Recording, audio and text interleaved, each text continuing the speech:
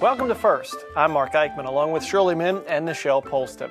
Wilmington's fire department is at the center of a services versus savings fight. We report on the 8 vacant fire positions that could save the city money or put residents in peril. His job is to find new ways to use everyday material for cutting-edge technology. First joins forces with WHYY's The Pulse to introduce you to University of Delaware professor Richard Wool. And the story behind the brew. First Experience introduces us to the creative forces behind the Twin Lakes Brewery and how 9/11 was a part of their inspiration. First, your public media news magazine starts now.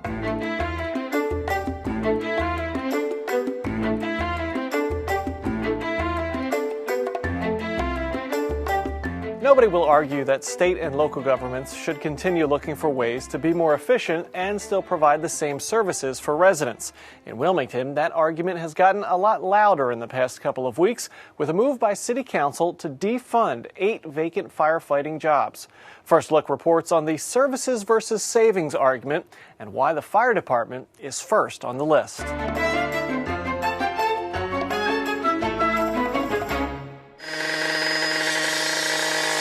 On a steamy July afternoon, it's a training session in full gear for members of the Wilmington Fire Department. This day, firefighters were practicing on a vacant home, perfecting their techniques to enter a burning building to rescue a trapped firefighter. Majority of the homes in the city are made of brick, and they are difficult to breach, but with the proper technique and the right tools, we can accomplish it. There are hundreds and hundreds of older brick structures like this in Wilmington, and that older housing stock can be at significant risk for fire. High. It's very significant. You know, our buildings are older, our homes are older. We're looking at a stock of properties that are actually in the phase of it's time to burn. We were doing what's called RIT training, Rapid Intervention Team training. It's basically for rescuing a downed firefighter. And when it comes to rescuing firefighters, or at least firefighter jobs, that's what Chief Good is working towards in his latest battle with Wilmington City Council. Last week, Council voted to cut more than $500,000 in funding for 8 firefighter positions that are currently vacant. The city cannot tax its way out of financial challenges. Council President Theo Gregory says it's the first step in a citywide budget-cutting effort. In the budget process coming up, it's going to go across all areas. City Council is going to be prepared to discuss cutting in all areas in a very rational and reasoned way. So why is the fire department first up for budget cuts? Because of the Berkshire report compiled under former Mayor James Baker's administration. We've been sitting on this Berkshire report for the last couple of years, and nobody wanted to do anything about it. And we said, hey, since we're going to do a comprehensive plan to look at all the departments, we already have a report that's been done already. Let's start here. But for Chief Good, starting with the fire department puts residents at risk. There's a definite risk to safety as you continuously take in closed companies. You want to take in closed companies or reduce manning in the Wilmington Fire Department, you're putting people's lives at risk. It's unfortunate, and nobody wants to see government run like that. And the last thing I want to see is someone getting injured or hurt over politics. You know, politics should never play in a portion of what we do. Public safety is something significant. But according to the Berkshire report, the cuts won't impact response time or safety. If I were a firefighter, I'd probably say the same thing. And my brothers were firefighters, but I would say that, but I'm a legislator, and my job is to look at it through the eyes and lenses of a legislator and being sensitive to the firefighters. And this is how we're sensitive to the firefighters. We're not trying to lay off any existing firefighters. So that's what we do. This is not taking away people out of a position. This is taking away vacant positions that's been vacant for months. For months. The vacancies that they want to eliminate are like a typical vacancy. When you think, a lot of people think of vacancies, they think, well, you know, they just got a position there that nobody's in, and so maybe somebody else is doing the work. That's not the case necessarily here. When we have a vacancy on one of our apparatus, it's filled with overtime. Much of that overtime expense is being paid by grants from the state and Newcastle County, and Good is concerned those grants will dry up next year if the city cuts the fire budget. Why should those who continue to give us money to help support us and operate us continue to give us money? Maybe they turn their backs on us and not give us that money anymore. And if they do something like that, you just double the cost of what you think you were saving. We're looking at the next, over the next 10 months. It's not so much cutting as reinventing, it's repositioning government so that the city of Wilmington is sound fiscally going forward. And while the political debate rages on, firefighters on the ground remain vigilant. We're going to keep right on working. The fight over funding for the fire department has become rather personal, especially between the fire chief and some on council. Last week, Councilman Brown called for Chief Good to be fired after the chief posted a blog that some felt was threatening. Good said he stood by his blog post. Tell me this, Mark, if the city just passed its budget in June, why is all this talk coming out about budget cuts? Well, it's a good question, and Council President Gregory said he wants to address these kind of cuts and this big picture kind of reorganization of government separate from the budget, or else the budget never would have received enough votes to pass. He also told me there's another reason for cutting the budget. He wants to find enough money to fund raises for city workers. One of the things that's looming out there and people don't talk about is our employees have not had a raise in about 6-7 years now. They're entitled to a raise. And unless we cut costs, we can't give folk raises. And that doesn't mean you're laying people off to give people raises. It means you're cutting vacancies to give people raises. So we have to, in my opinion, do something to ensure that our employees get a raise. And no matter what happens with the firefighter vacancies, you can expect more robust debate as council looks to cut other areas within the city government in the coming months. Well, thank you, Mark. You can read more about the budget debate, including details on efforts to get Chief Good fired on newsworks.org/Delaware. Coming up on First, a graduation ceremony that focuses on life's achievements. It's courtesy of our video partner, Content Delaware. And the Twin Lake Brewery may be in a hidden part of Greenville, but it wants you to know the experience of their brew is worthwhile. WHYY-FM has a new home for health, science, and technology news. It's called The Pulse. We asked host Mike and Scott to put together a segment for First.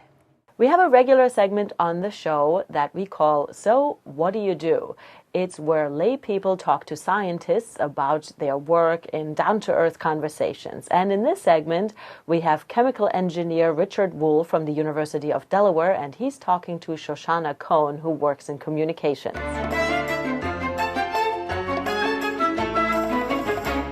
I'm in the Department of Chemical and Biomolecular Engineering, and I teach and I do research. What does your research mostly focus on? My research looks at green chemistry and engineering. So what we do in particular is we make a lot of materials, and we design new materials and processes that are economically feasible, while at the same time reducing the impact to the environment and people's health. What made you interested in this field? 25 years ago, there were major issues about landfill space, and people felt that, if the plastics would disappear, that would be really great. You see the same problems in oceans today, where floating garbage, if you could just make it disappear, that would be really great.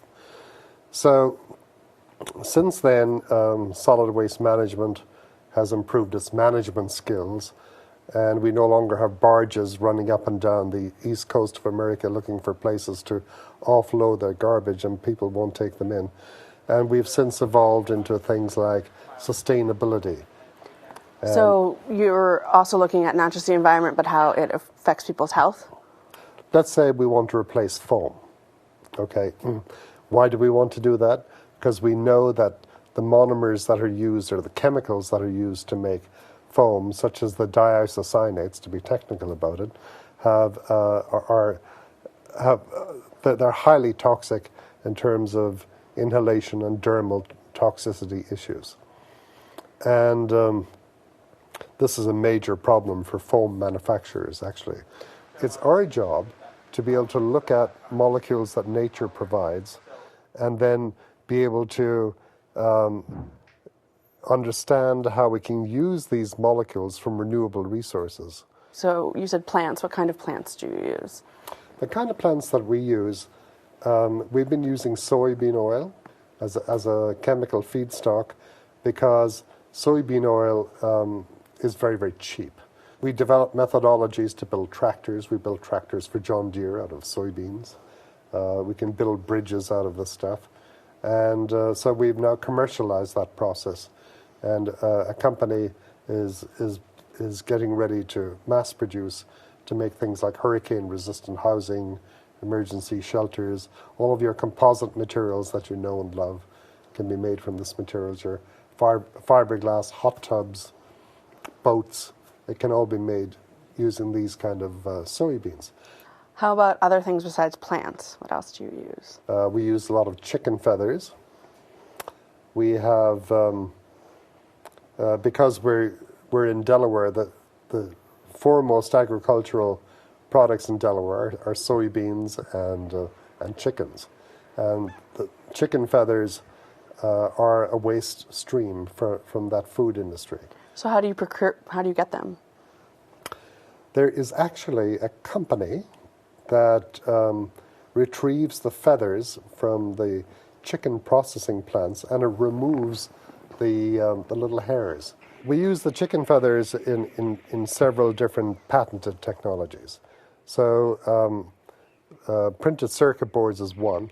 Now the automotive industry has become very, very interested in chicken feather composites. Another very interesting application, though, is in the fashion industry, where our eco-leather type materials are very, very suited to things like athletic shoes, ladies' high fashion shoes, and to apparel in general. Are you finding that younger scientists or engineers are interested in green chemistry, or? Yeah, I would say that this is the probably one of the more popular courses at the University of Delaware. In fact, I could be teaching it morning, noon, and night, and probably not run out of students. How about your genders in that class? Is there 50-50. It's 50-50. Yeah. How about people who go on? The people who are trained in green chemistry and engineering never lose it, because everything that they do in the outside world, whether it's driving their car, buying a new car, or going to work and working with chemical processes, this issue of are we polluting, are we generating systems that are not going to hurt the environment, do we have a reduced carbon footprint? I, as the engineer, what can I do to improve it? These questions will be coming up for the rest of their lives. This is the kind of story you'll hear on The Pulse every week. Tune in Friday mornings at 9 and then again Sunday mornings at 10. It's on WHYY 90.9 FM Philadelphia or along the Delaware beaches 90.3 FM. The other members of The Pulse also join us on First. Next week, Tanya English will report on something that's especially timely during the summer, the damaging effects of too much sun and the need for a sunscreen no matter what age you are. Here's another story from the University of Delaware. It centers on the Career Life Study Certificate Program. It's offered to students with intellectual disabilities. Our video partner, Content Delaware, gives us this view.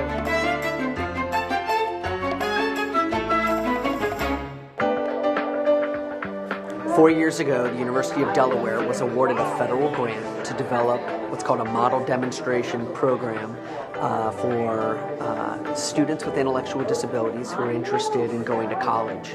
That allows them to take undergraduate courses alongside their peers, to participate in campus life, and to take internships, all of which prepares them for eventual employment and leading an independent, meaningful life. When the doctor came in, the pediatrician, after he was born, and he said, "Don't expect much." And I thought, how can you not expect much? So I've always expected a lot from him, and he's never let me down. He gets up in the morning, catches the paratransit bus, comes downtown, and it's his town at that point. Right now, I'm taking his dog at Kent Dining Hall and National Barbara Dine. His confidence level has increased. He's not afraid of anything now. We had our concerns because this was a new adventure for him, and change is always kind of difficult. I know that at some point I have to just say, okay, let him make that decision. So we're very proud of him today. I really enjoying coming here to a classic program to get to know some of the students. He's able to make decisions on his own now. You know, we don't have to hold his hand anymore. So that in itself is an accomplishment. So yeah, we're very proud of him. We do a lot of work with the families as well and helping to support them, learning how to allow their young adult to become more independent, because that's a difficult process too. It was a growing experience for both of us to let go a little bit, but she's done very well. She's been able to be much more outgoing and advocating for herself a lot more. I would like to train disability moms. That is the main goal, and they've gotten me there a little further. She's always wanted to come to University of Delaware, and when she was little, she always loved the Blue Hens and loved the girls' basketball team. I've actually seen her grow from an immature little girl to a mature woman. Actually, I was very, very surprised that she learned the university as well as she did, as quick as she did. She could get herself around from North Campus to South Campus with no problems. She knew how to ride the shuttle buses. She knew what times they were there, where to get them, and I was very, very impressed. She actually did more than I thought she was capable of. So tell me about some of the things you did that made you feel more confident. I take my mama and I'll be here. Seeing him just progress from where we dropped him off at the program 2 years ago and where he is today, couldn't have imagined this much progress. So I'm just very thankful and appreciative to all of the coaches, all of the staff, the curriculum. It's just been it's been a great journey. When I came to the program, my confidence was up there, but I think I'm past the bar. It's a whole new bar. It's been very interesting watching him grow and mature. I want to be a sports broadcaster when I finish my college career, hopefully on TV, either NBA or NFL, MLB, NHL, it doesn't matter. I'm a huge sports person, so I could talk about all sports.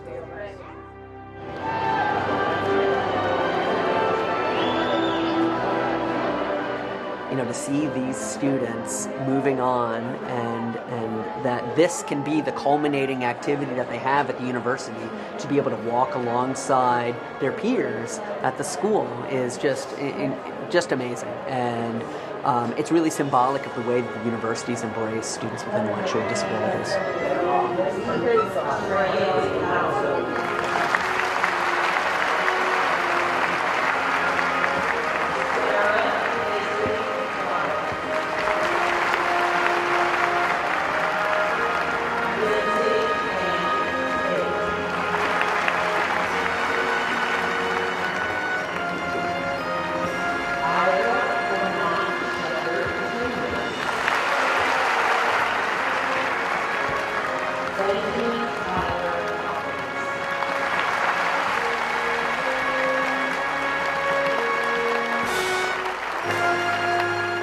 According to the University of Delaware website, there are 15 to 18 students selected each year for this program.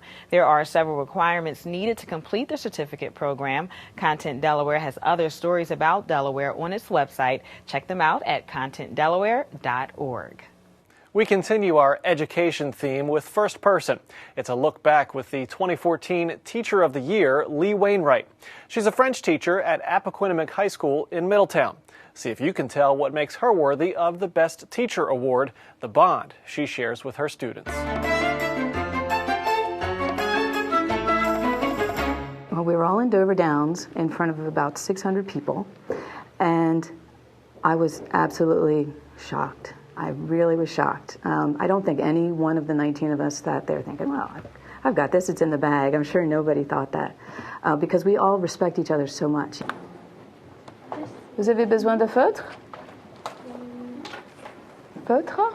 They really impressed upon us that we're not just speaking about our students in the classroom, we're an advocate for the teaching profession in general.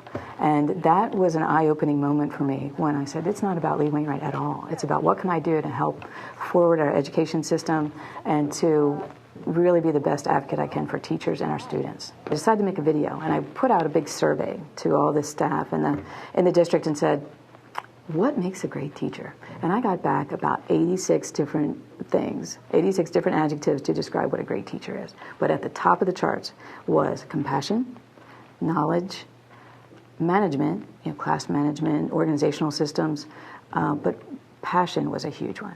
Passion and dedication to the students and your content area. That's what I think it takes. You've got to really enjoy it, and that becomes evident in your passion and how you handle your classroom. I think she won the Teacher of the Year because she's very interactive and she loves to involve her students in everything. She loves to do games, and she kind of goes into the perspective of the student themselves. The way she's dynamic and she involves all of her students is probably the greatest way she impacts my learning in French. So all through that process, I'm thinking, this is really such an honor, but are you sure there's not somebody else that is doing more powerful things than I am in my classroom? And I'm sure there is. They only get to select one. It certainly could have been any number of thousands of other people. Why me? Maybe what is that I really try to drive home the ideas of French is just French. But if you use it to solve problems, then it's important. I just heard a quote recently, there is no learning without joy. And to me, that makes a lot of sense. And it can't be that the kids are having fun and I'm not. It's got to be a give and take. Because I think teachers get so much of their energy from their students. That's why I keep going, because I'm energized every day. I definitely think that she's the most involved with her students. She definitely takes a lot of time to think about her lesson plans and plan everything out, and it definitely shows. Class is a lot of fun, and you learn a lot. By the end of the day, you're tired. Then you do lesson plans, and then you do the grading and things like that. But it's that energy that goes on in the class period that keeps you going and coming back the next day and the next year and the next year. I have no intentions of quitting, retiring anytime soon. So I guess that explains why. It's the energy and the positive reinforcement from my students. She impacted me because she helped me speak French better. I know a lot of people are like, oh, I want to take French because it's a nice language to learn and it's so beautiful. But I'm basically learning it because I feel that it's really nice to have a language to know other than English. And she's impacted me by helping me speak better and more fluently, and so I can talk to more people from Europe. It's just amazing. It's really hard to understand how hard teachers work and how much they impact students' lives. So I really hope I can be the best representative for them, or at least do my best. Maybe I'm not the best representative, but I'm doing Lee Wainwright's best to do it my way. So I hope that comes across. It was a good year for Lee. She got to meet the president and spread her teaching style and love for French to other teachers. There was some other education news this week, and we have some of the DCAS test numbers coming up in our first facts.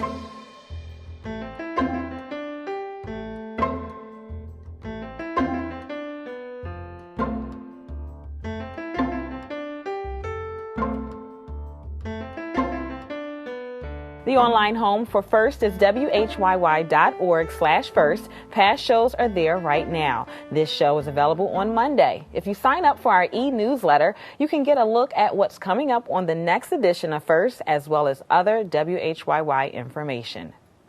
Tucked away among the rolling hills and gated houses along Kennett Pike in Greenville is the Twin Lakes Brewery. There's a little flag that marks the entrance, but inside, the master brewers have big plans. First Experience provides a video taste test of the beer, art, and how a major historical event provided the inspiration.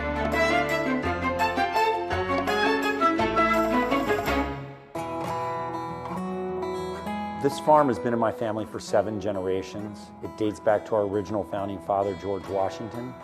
George Washington tied his horse up to and planned the Battle of the Brandywine on our farm.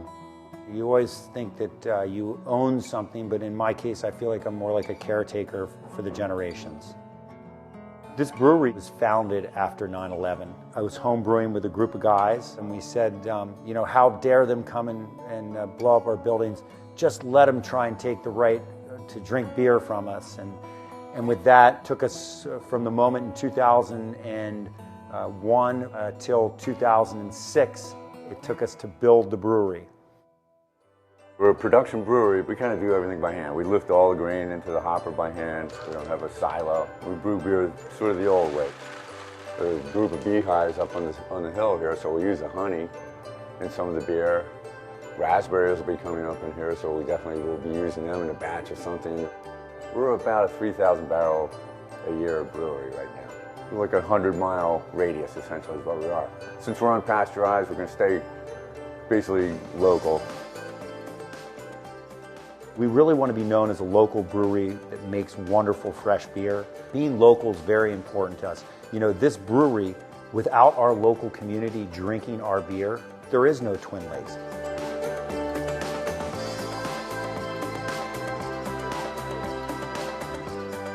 If you look at our logo, it says preserving the art of brewing. Preserving the art of brewing means preserving the art of handcrafted brewing, preserving the arts, preserving the environment, preserving the family farm.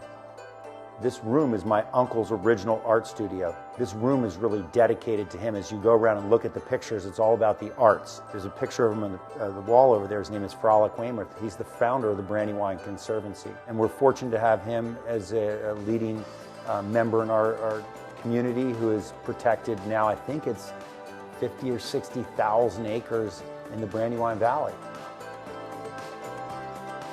The reason our artwork is so beautiful is because we live in this historic area. I have a very close friend of mine named Mark Dance who's painted our logos to get people thinking about this wonderful landscape and heritage that we have here in the Brandywine Valley and let people know what a beautiful area that we live in. I'm hoping that our logos transform that into a visual. Great that it's beer, you're making beer, it's a lot of work, but you know what, it's people. The people that come up to drink beer, the people I meet in public, you know. To me, it's more about people than it is about the actual beer, you know. It's great to make beer, you know, because you do put your heart and soul into it. I enjoy seeing somebody enjoy my beer, and that's a great thing too.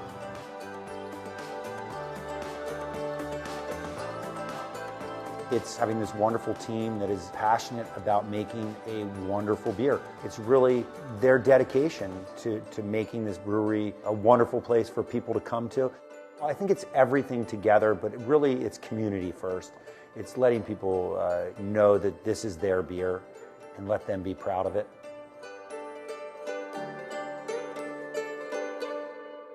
Twin Lakes Brewing is named for the lakes located on the farm. The water that feeds the lakes is used in the beer. The brewery is open to the public every Wednesday and Saturday for tours and tastings. The Twin Lakes team can be found at Oktoberfest in Newark this September. For more information, check their website, twinlakesbrewingcompany.com. Next week, Wilmington Police Chief Bobby Cummings is here to talk about plans to control the high number of shootings in the city. And the Brandywine Zoo wants to bring a piece of the Amazon to Delaware as it starts a major renovation project. We have all that and a visit to the Delaware State Fair. That is first for this week. We thank you for watching. For Nichelle Polston and Shirley Min, I'm Mark Eichman. Have a great week.